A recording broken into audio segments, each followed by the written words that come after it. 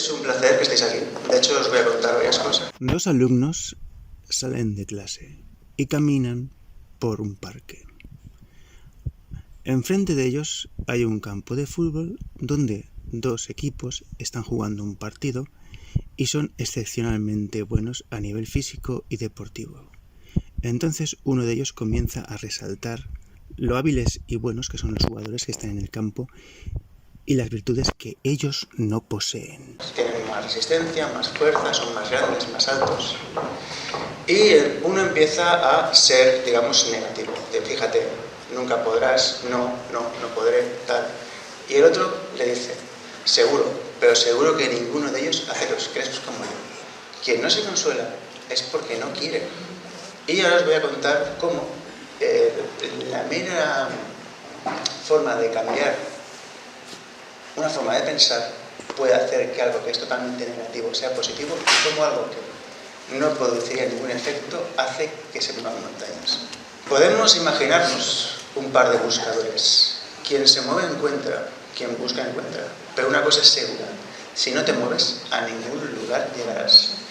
Por consiguiente y por simplicidad absoluta hay que moverse. A algún lugar se llegará. De hecho, la más de las veces he podido comprobar que llegar a un sitio es totalmente insignificante, porque lo que ha sido valioso ha sido el recorrido hasta llegar a ese punto. Y lo he comprobado hace poco. Entonces, una vez tenemos claro esto, os voy a poner un par de ejemplos, por favor. 4 siglos antes de Cristo, Alejandro Magno, que traducido es Alejandro matador de hombres, hijo de Filipo, el domador de caballos. Era un hombre que en un principio vivió a la sombra de su padre, pero con la muerte de su padre él subió al poder y usó el plan de su padre para conquistar Asia. Su conquista no fue militar, su conquista fue en las ideas. Y ahora vais a ver por qué. Oráculo de Delfos. Aquí ya empezamos de cómo consiguió vencer, porque no venció en el plano físico, venció en el plano mental. El oráculo de Delfos solo atendía en una, digamos, época de año en concreto. Fuera de ese espacio de tiempo no atendía a nadie. Alejandro fue ahí e insistió una y otra vez, y el oráculo no le iba a atender. Hasta que un día el oráculo le dijo, eres imparable, es la única predicción que necesito. Se fue. ¿Qué había conseguido? Una afirmación de un oráculo. Todos los griegos lo sabían y ya caló en ellos. La primera idea que hizo que destacara sobre los demás sin ninguna limitación. Alejandro entra en Asia y llega a un templo en Turquía. En el templo en Turquía había una armadura. Esa armadura se supone que era de Aquiles, un antepasado suyo. Claro, él se la puso y tenemos un anclaje emocional para todos los griegos. Tenemos un personaje real con la armadura de un dios. Claro, el griego medio era inculto y analfabeto, porque si hubieran tenido cultura, sabrían que la armadura de Aquiles se la llevó Odiseo puesta. Cuando Aquiles murió, Áyax y Odiseo compitieron por la armadura de Aquiles. Ganó Odiseo y Áyax se suicidó. Entonces, tenemos ya, digamos, algo que motivaba a las tropas. Tenemos al descendiente de un dios con la armadura hecha por los dioses. Entonces ya entraron hacia lo que sería Babilonia. Entonces aquí vemos a Alejandro Magno en la foto inferior con una armadura que no era ni la de Aquiles, ni hecha por dioses.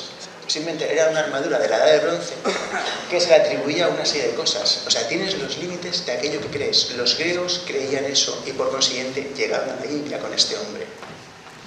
¿Veis el poder de las creencias?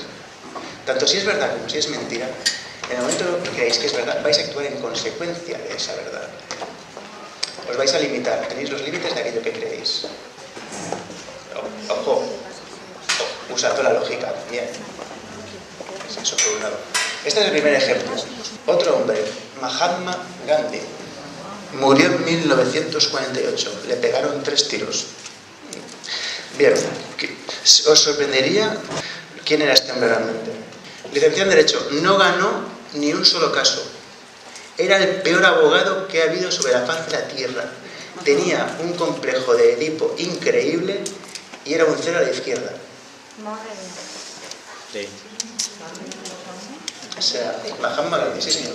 Sí, buscar. O sea, de hecho tenía un síndrome, tenía un complejo de culpa porque cuando su madre estaba muriendo, él estaba con su mujer de 14 años practicando sexo y eso le llevó a un celibato extremo. Era el Woody Allen de la época, un hipocondriaco. Pues este hombre lo que hizo fue llevar a los ingleses a un campo de batalla donde su superioridad era inútil, que es la mente. Los ingleses tenían tropas, infraestructura, abastecimiento, pero de nada sirve todo eso si no puedes enfrentarte a algo. Él no predicaba la no violencia. O sea, la no acción es algo que se produce de la sí acción. Ejemplo, por mucho que esperes, si no has sembrado nada en la tierra, por más que esperes no va a brotar nada. Pero ojo, si has sembrado algo antes, brotará con el tiempo algo. Entonces, estamos diciendo que hizo un trabajo de focalización, de desarrollo humano, que mandó a todos los hindúes contra un enemigo externo, llevándole a un campo de batalla donde la total superioridad técnica de su enemigo era totalmente inútil, las emociones y la mente. Y de ahí pues podemos ver que sus hambrunas paralizaban por completo la India, y al paralizar la India, paralizaba la economía mundial, por lo que producía la India. Entonces los ingleses tuvieron que ceder, porque no podían luchar, no había un enemigo físico contra el que luchar, estaban luchando contra ideas, y las ideas son a pruebas de balas, porque no pueden enfrentarse. Y llegamos otra vez que el que busca encuentra, busca y encontrarás. Por medio de la inquietud de recorrer, encontraremos algo por el camino. La más de las veces no será lo que buscamos, pero puede ser más interesante que aquello que creemos buscar. El ser humano se podría decir que es como esa flor al agua, se deja llevar por la corriente. Pero ese es, digamos, el secreto o la idea de la libertad del ser humano y también de superar los problemas que tenemos. Y para poneros una muestra de ello, os voy a poner un pequeño vídeo, ¿vale?, donde se puede ver todo esto que acabo de explicar. Un hombre que no es nada, pues solo es pensamiento, y sin embargo estuvo en la otra punta del universo. En el mejor momento de su vida, esta fue truncada, pero en el campo de batalla comprendió y luchó. Y si este hombre, que ha ido y vuelto de la otra punta del universo, solo con su mente, que no se puede mover, pues ya que no tiene cuerpo, pues solo es un pensamiento, tú, que puedes caminar, correr, besar, abrazar, hablar, ¿qué hay que no puedas hacer? Si llegas a esta comprensión, no habrá nada que te pueda detener. Stephen Hawking murió, creo que no llegaba a 6 meses cuando falleció. Y este hombre era un pensamiento, porque literalmente no se podía mover. Y sin embargo, fue y volvió de la otra punta del universo. Y vosotros que podéis caminar, correr, besar, abrazar, hablar, ¿qué excusa tenéis para hacer aquello que queréis? Porque si un tío, hablando claro, que solo es un pensamiento atrapado en un cuerpo, ha hecho eso, que no hay que podáis hacer vosotros, sinceramente, pensarlo. Así pues, os animo a que entréis en mi canal de YouTube, que es Iván Campos, y a mano derecha del canal de YouTube pone Amazon, y os animo a que lo leáis. Así pues, a bien tendré a responder vuestras preguntas. Vale.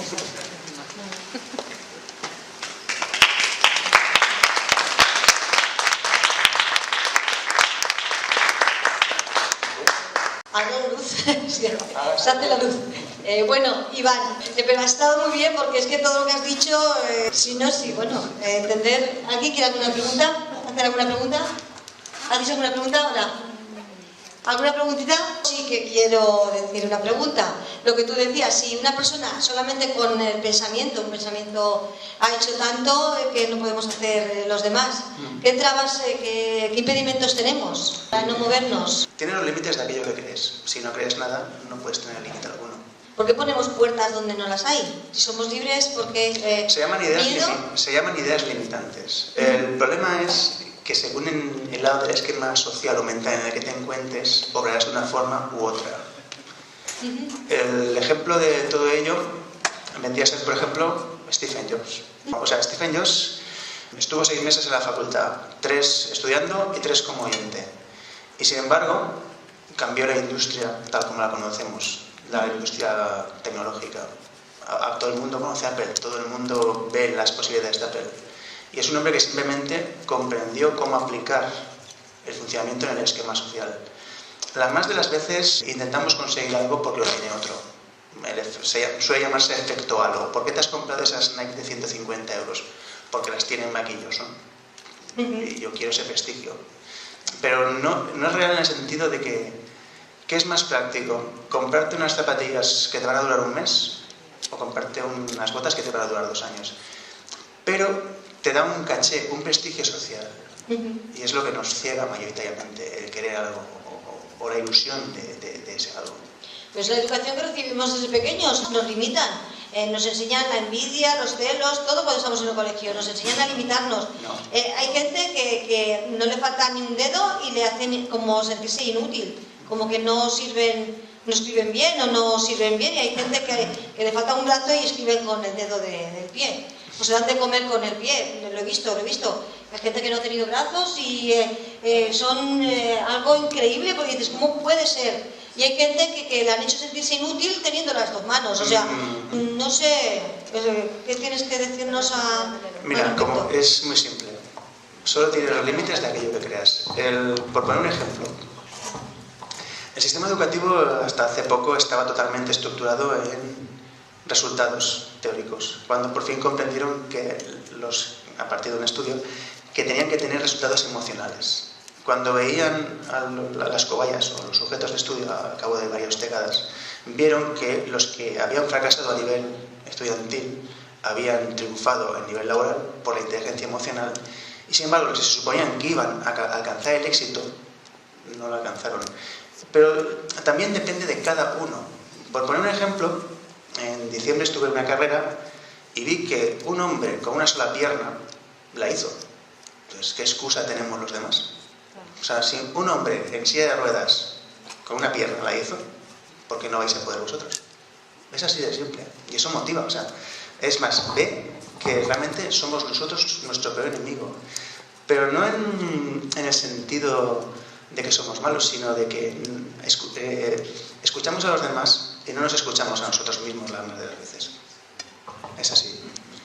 Te quería preguntar, ¿la voluntad se puede entrenar? ¿Y cómo podemos hacer nosotros para ayudar a alguien a motivarlo, a enamorarlo? ¿Cómo podemos ayudar? Pues la voluntad se entrena, pero como dice su nombre, cuesta. El ser humano solo se mueve por 2 motivos. Por inspiración y motivación. Si te motiva algo, por asociación de ideas, te gustará hacer ese algo. Entonces, la mejor forma de ayudar a alguien es por medio de un ejemplo. Si inspiras, harás que los demás se muevan. Y solo tenéis que verlo, pues, por ejemplo, en jugadores de fútbol, por poner un ejemplo, con músicos. Si tú amas lo que haces, lo harás sí o sí. Pero si encima hay un número de gente que te está apoyando, es recíproco. La figura se alimenta del amor de los demás y al mismo tiempo los demás aman algo en conjunto. Es un bucle, no puede existir una cosa sin la otra. O sea, si tú quieres ayudar a alguien, no le digas nada. ¿Por qué? Porque es agresivo y no te va a escuchar. Ahora bien, ponle un ejemplo. Regálale algo visual, que llegue a una idea, asociación de ideas. Mayoritariamente tiene que asociar la idea. Porque si tú le dices algo a alguien, no te va a escuchar. De hecho, lo va a considerar hasta agresivo. El acto hacia el hecho, creo. Que es más productivo una imagen que echarle una bronca a alguien. No es productivo echar una bronca, os lo garantizo. Porque nada más de veces no escuchan.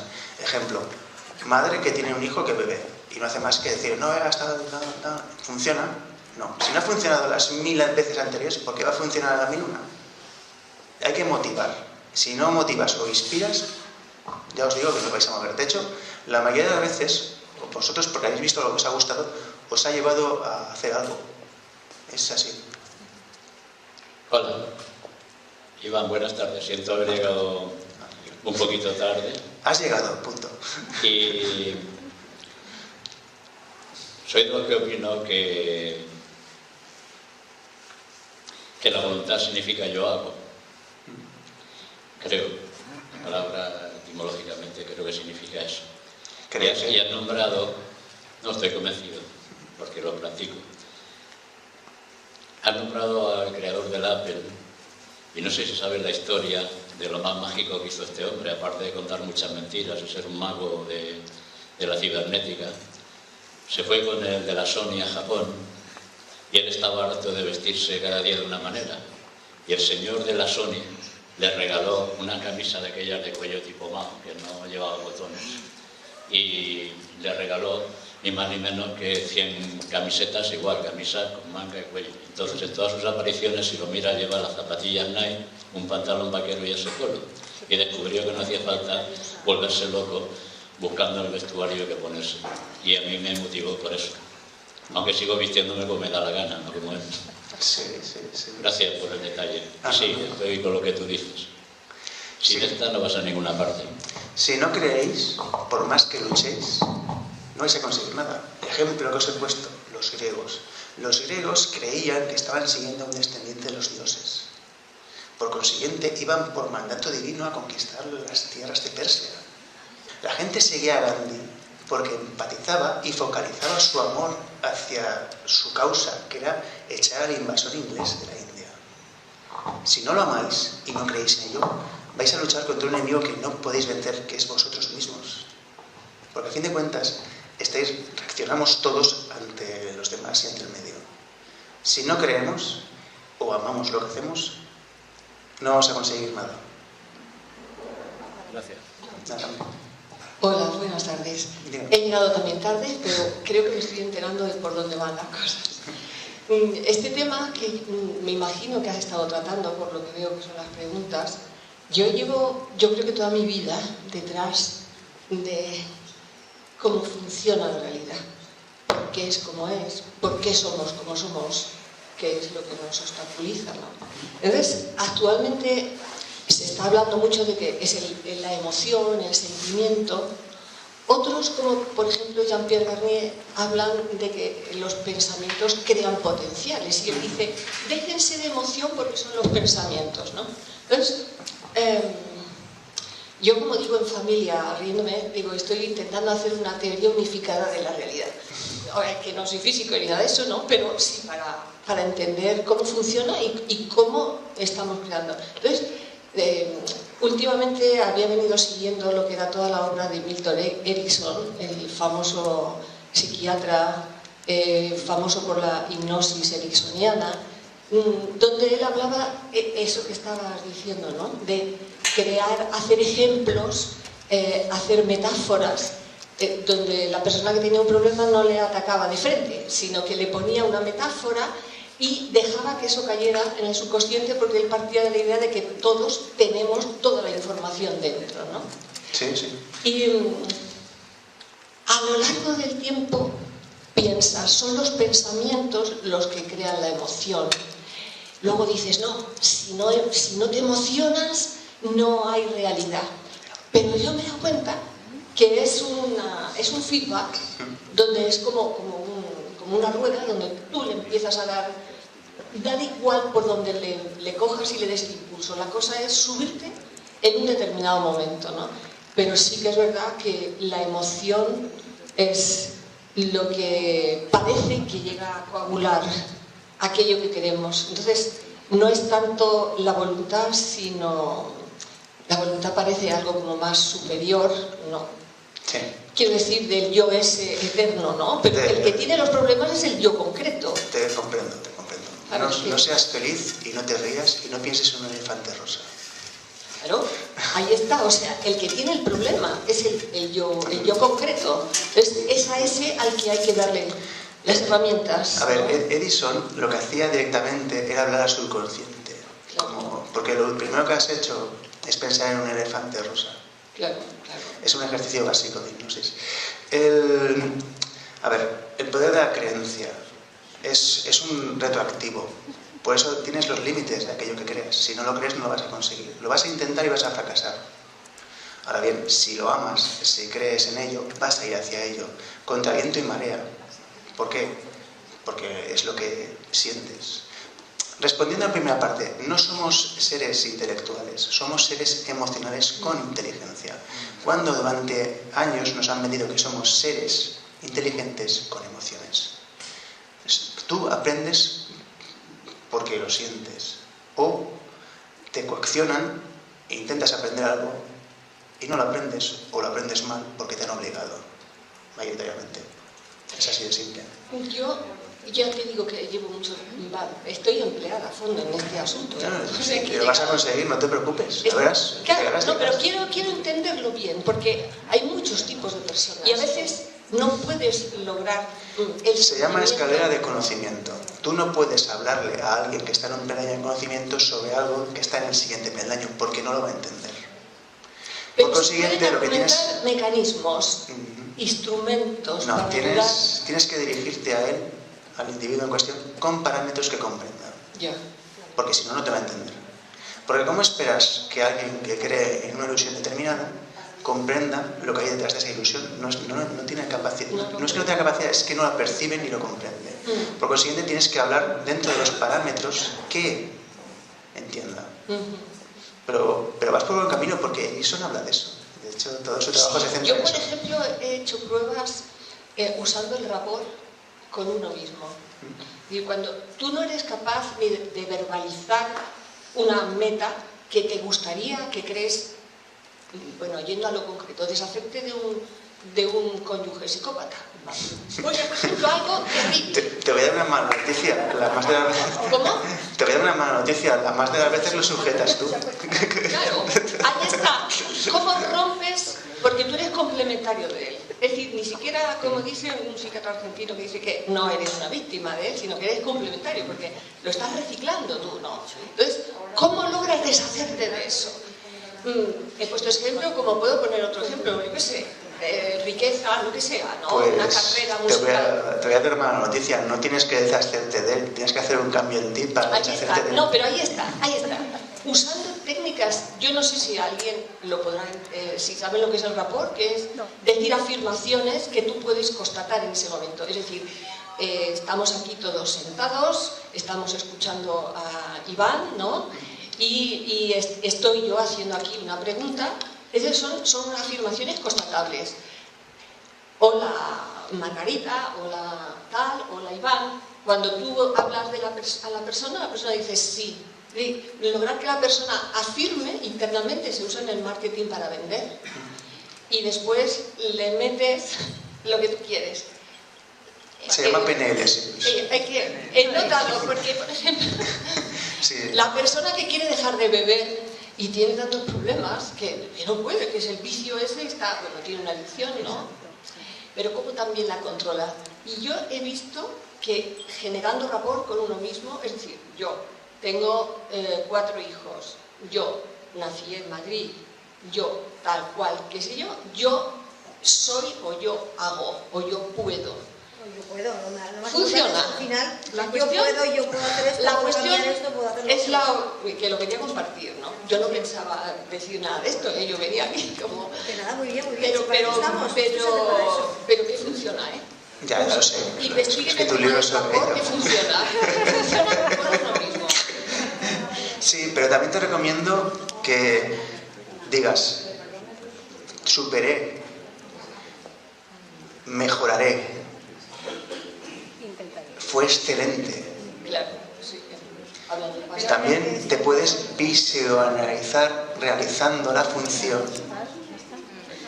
una y otra vez y sintiendo cada movimiento. Y verás cómo experimentarás un cambio muy diferente.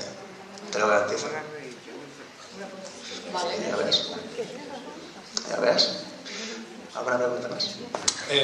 Yo era lo que estaba comentando ella, que llega un momento que digamos que la propia vida te hace superar una realidad y subir el peldaño. Yendo a lo que estabas diciendo antes, que has dicho de Gandhi, Gandhi era un racista. Sí. Cuando estaba en Sudáfrica era un racista, odiaba a los negros. Luego cuando fue a la India se dio cuenta que los británicos odiaban a los indios. Ese conocimiento, digamos que lo asimila Gandhi se dio cuenta de que estaba metido en un esquema mental. Y ahí trascendió. Claro, diciendo, hostia, ¿qué está pasando aquí? Si yo soy hindú y los británicos me consideran inferior, y yo considero inferior a los nativos africanos,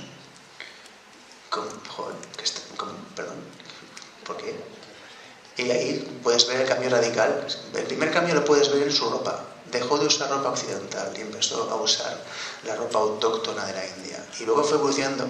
Y a medida que se iba puliendo la ilusión, era un mendigo. ¿Lo has visto? El catalizador. Sí, trasciende la malla. Exacto. Se fue alejando de Maya y cada vez era prácticamente un hombre que se hacía su propia ropa. Fíjate, de un letrado fracasado a un hombre que movió un ejército fuera de la India sin pegar un solo tiro. Pasó de un extremo a otro, de ser... Pero porque dejó de limitarse. ¿Alguna pregunta por ahí atrás? A ver, Fletcher, venga. Que te estás leyendo el pensamiento y yo te he leído el pensamiento y... ¿Será posible? Bueno, ¿qué podemos cambiar con el pensamiento? La imagen mental, Puedes cambiar todo. ¿qué es lo que nos aconsejas para cambiar y realizar y sentirnos más seguros y que realicemos un cambio grande? Muy sencillo. Estar y hacer, hacer y estar. Hay que hacer cosas. Sobre todo hay que probar cosas. ¿Por qué? Porque cuando te alejes por completo de aquello que haces, más zonas del cerebro activas y más estimulas el cerebro. Por ejemplo, si nunca has tocado un instrumento musical, aprende a tocar un instrumento musical. Si nunca has dibujado, aprende a dibujar. Y eso es gimnasia para el cerebro, porque empezará a desarrollarse facetas que no has usado nunca de él. Y más aquellos que hayan dibujado alguna vez habrán cogido un dibujo de hace años y un dibujo actual y habrán visto una evolución totalmente diferente. Pues eso es hacer cosas nuevas que no hayas hecho nunca. De hecho, son inquietudes. ¿Quién ha escrito un poema últimamente? ¿Quién ha escrito? Bueno, él porque es escritor. Yo escribo. ¿Quién ha indagado en el arte gastronómico? Sabotaje en el potaje. Sí. ¿Quién ha comenzado a hacer una escultura? Yo hago muchas cosas manuales, sí. Ejemplo, No hacer una muchas, escultura. pero... Os voy a poner un ejemplo. Cuando hacéis una escultura o dibujáis, estáis usando el lado derecho del cerebro. Por consiguiente, el lado izquierdo se desactiva. Desaparece la concepción del tiempo. Y 3 horas te parecen 5 minutos. Y son totalmente liberadoras y te lo has pasado bien. Alguna vez he comentado que vivimos en una esclavitud. Esa esclavitud es una esclavitud mental. Porque la mayor saturación sensorial va destinada, digamos, al hemisferio izquierdo del cerebro. Sí, sí. Nos satura, pensamos en el tiempo, nos ahogamos, entramos en estrés. Ese estrés causa un efecto psicosomático en el cuerpo. Es real. ¿Pero crees que realmente desde que somos pequeños nos hace que utilicemos un poco la parte derecha del cerebro? Nos vuelven tontos. ¿Tú crees realmente que sí, no? El ser humano nace bien. Es este entorno en el que vivimos que es totalmente inhumano. O sea, analizar nuestra sociedad. ¿Esto es una sociedad humana? ¿Es humana? Claro, o sea, ¿Somos así los humanos? analicemos las primeras sociedades, las sociedades que aún existen, que no están contaminadas por el mundo occidental.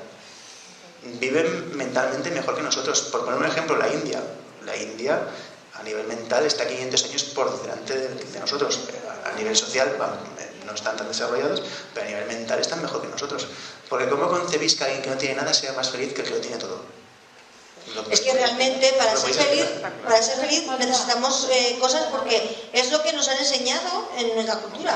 Pero realmente para ser feliz no necesitas muchas cosas. Por poneros un ejemplo, ¿cómo vivían vuestros abuelos? ¿Tenéis algún caso de estrés con vuestros abuelos? No. Con una olla y 2 platos. Llegaba por la mañana y hasta los por la noche. ¿Veis la diferencia de un entorno saturante a un entorno limpio? Me podrá gustar más o me podrá gustar menos, pero tengo que reconocer que a principios del siglo XX la gente vivía mucho mejor que como vivimos ahora. ¿Cuántas enfermedades conocíamos?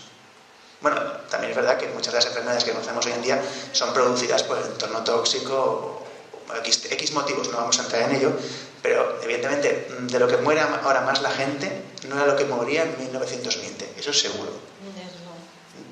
Entonces, es una simple comprobación. ¿Cómo viven estos y cómo vivimos nosotros? ¿Y te cuadran los números? ¿Os cuadran? Pues por eliminación cartesiana es la vida en la que vivimos. Simple y llanamente. Pero ¿por qué buscamos también, nos hacen buscar la felicidad? Nos hacen buscar. Tenemos que ser felices, demostrar al otro que somos felices. ¿Sí? Si tú tienes un coche, me estás demostrando que eres más feliz que yo. Yo tengo que tener un coche mejor que tú. Pero eso no es la felicidad. No, pero nos engañan. Realmente sí, desde pequeños. Partimos desde esa base. No, Sí. eso no es felicidad. No, no es felicidad, pero desde pequeños. Sí, sí. Yo quiero tener más que tú, yo envidia, Sí, sí. ambición. La felicidad no es más que la carencia de malestar, pero la felicidad es efímera porque no puedes estar todo el rato feliz. Es así de simple. Además es que la vida no es felicidad, la vida es para vivirla, hacer, aprender. Es lo único que asimilaremos. O sea, todo lo material será destruido, pero sin embargo, el conocimiento que ganemos y lo que experimentemos no lo perderemos. ¿Alguna pregunta os hace ahora? Pues nada, os invito de nuevo a que entréis, Sí, lo de tu página.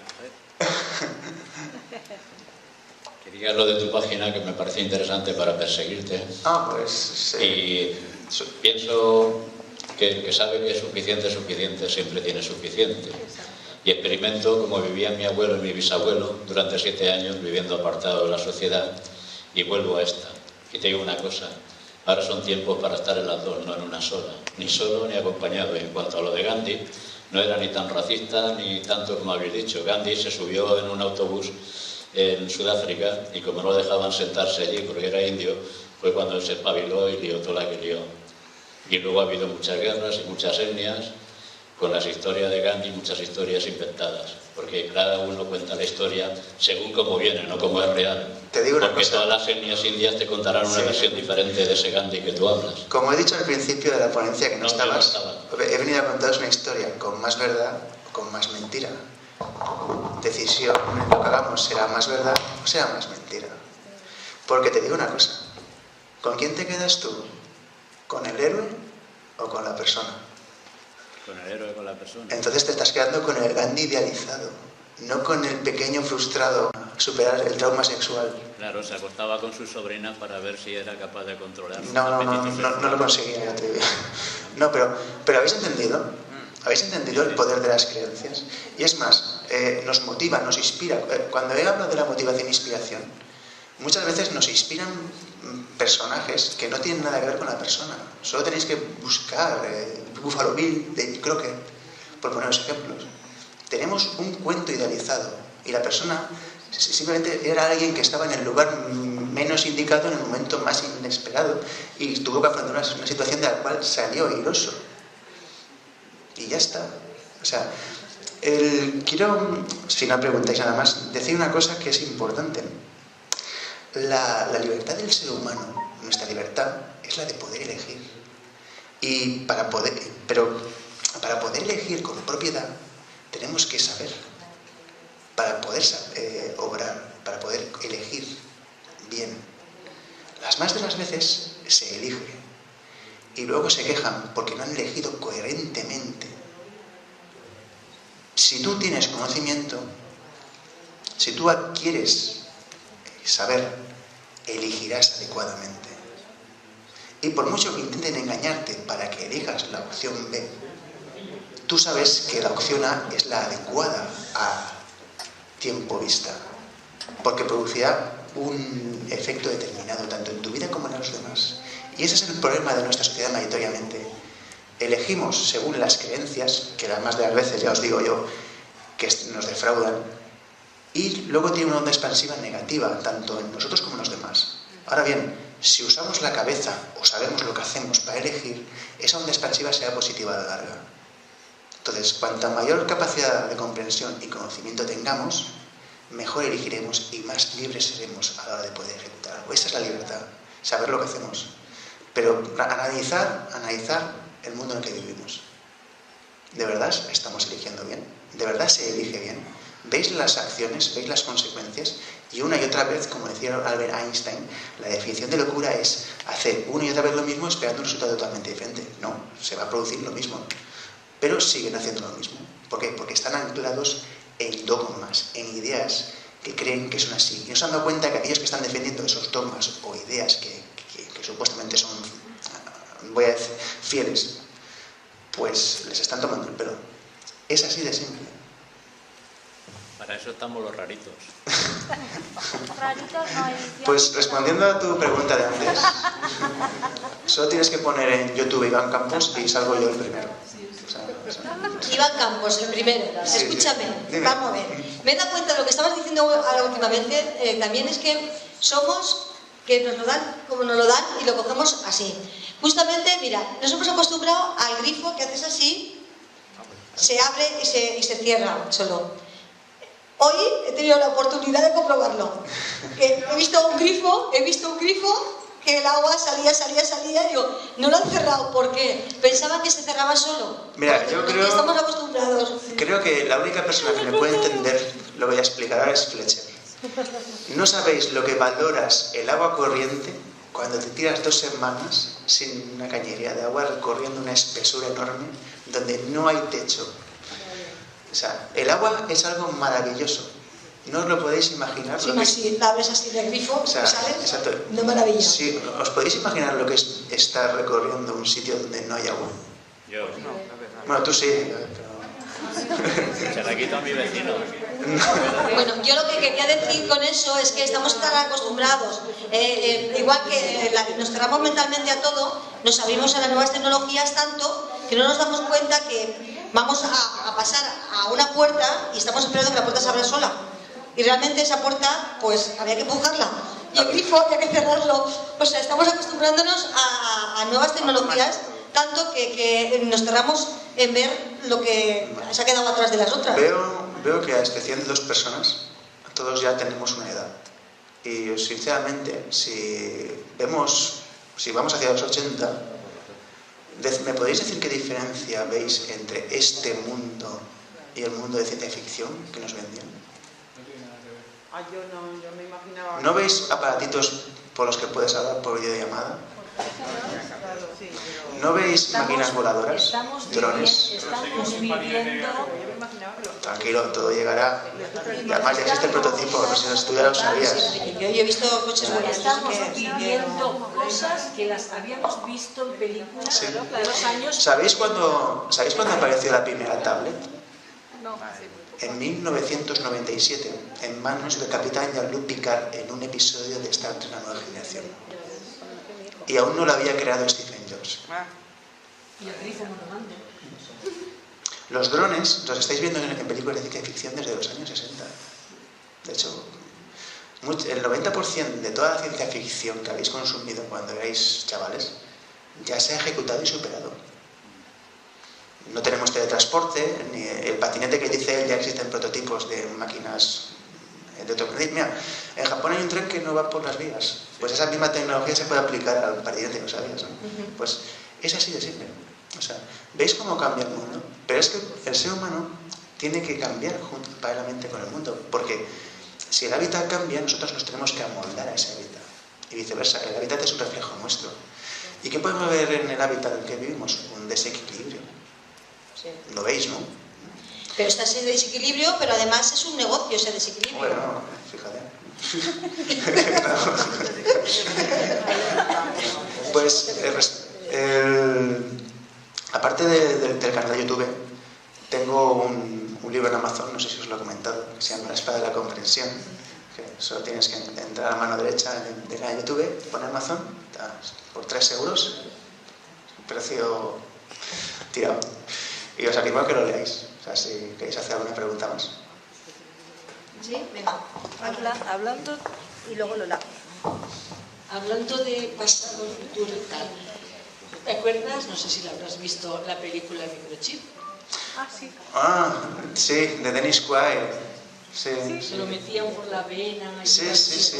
La vi con 6 añitos, sí, sí. Vale. Ahora está el microchip. Sí, claro.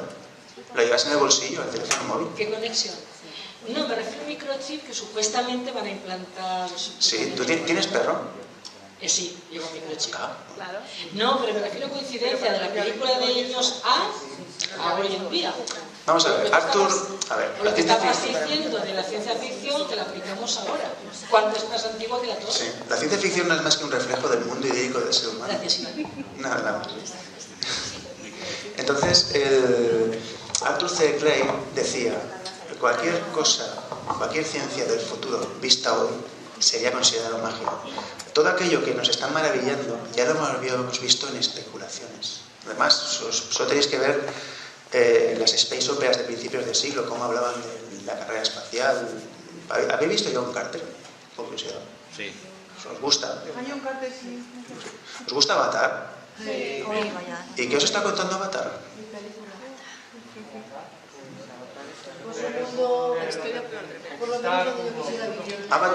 Avatar representa la clásica película de indios y vaqueros. Y la deshumanización del hombre blanco con respecto a los nativos y dueños de la tierra. O los seres de Maya con los auténticos seres humanos. O los que viven en la ilusión y los que viven conectados con la naturaleza. Y conexión con la naturaleza hay, está claro. Que las plantas también tienen su conexión. A ver, Lola. Yo quería preguntarte, que dijiste antes que la capacidad de elección o de elegir en la vida está la libertad, o la consideras tú como la libertad en nosotros. Si eliges una cosa y otra, y la otra puede ser que no te dé el resultado que esperabas, porque en el momento de la elección no lo sabes, o sí lo sabes. Hombre, si estás iluminado lo sabrás. Claro, pero entonces, claro. Entonces, para mí la libertad está en la capacidad de discernir en ese momento lo que considero en ese momento. Siempre, a ver, esto es individual de cada uno, pero siempre hay una cosa que ayuda. ¿Te sirve a ti? A eso me refiero. No, espérate. Ahora, ¿hace daño a los demás? ¿El que yo discierno? O sea, ante una situación, ¿me sirve aquello que estoy haciendo? Y luego, expansión. ¿Ayuda a los demás? Ahí sabrás si es bueno o malo. Si la respuesta a las dos preguntas es la misma, es un indicativo. Pero repito, solo un iluminado puede ver el 100% de las posibilidades. Claro, por eso te estoy diciendo que ahora mismo no voy ahí porque estoy aquí en la Tierra. Pero yo para mí, según mi experiencia, ha estado más en la actitud que he tomado ante ese momento y luego lo que ocurre en ese proceso. Es que ahí está el secreto, es en la actitud.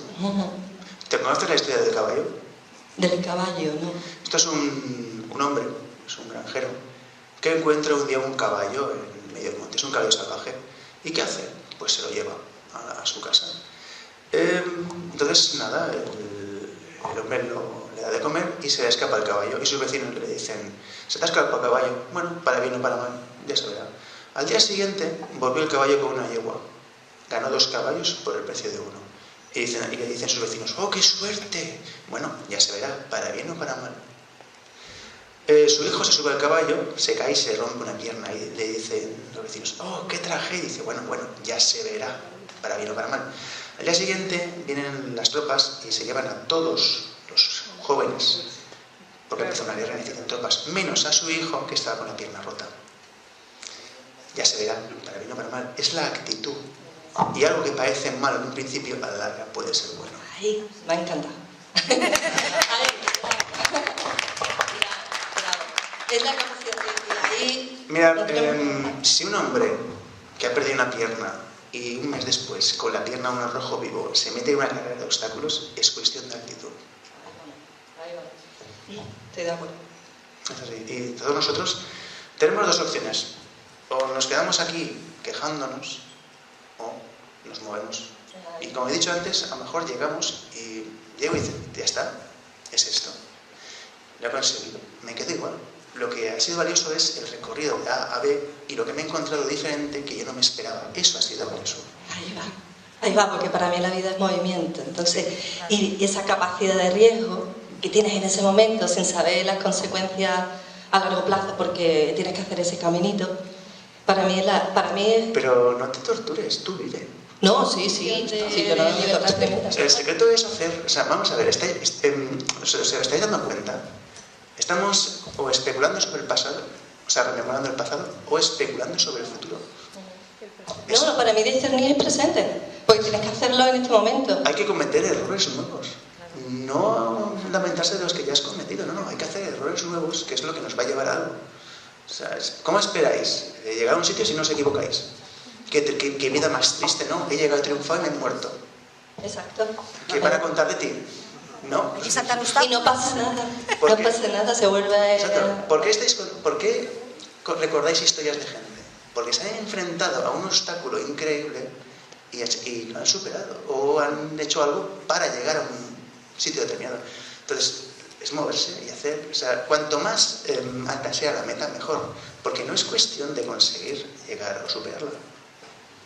Bruce Lee decía que las metas solo son para tener un lugar hacia donde ir.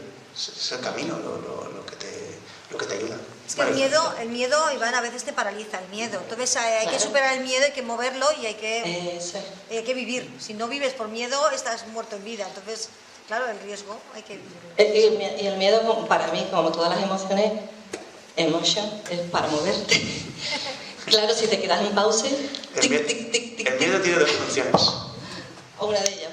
El miedo es o porque reconoces aquello, porque ya lo has experimentado y por eso te da miedo, o porque no lo conoces y te estás enfrentando a algo totalmente diferente. Y eso es lo que hay que aprender. Claro, pero te puede lanzar totalmente. De hecho, el miedo le da la adrenalina a mucha gente, sobre todo en deportes y en muchas cosas. Si no respiras, no te mueves, ya te lo garantizo. Seguro. Gracias, Iván. ¿Alguna pregunta más? ¿Alguna pregunta más? ¿Alguien con miedo? Todos. Bueno, el miedo es una actitud que nos ha mantenido vivo a la especie humana. Gracias al miedo estamos aquí vivos y gracias al miedo hemos superado muchas... Sí, ¿no? De hecho, os voy a poner un ejemplo de miedo. Woody Allen tiene un miedo increíble a la muerte. Él dice que es algo tan terrible, que le asusta tanto, que cuando suceda no quiere estar allí. Así que muchas gracias. Gracias a ti.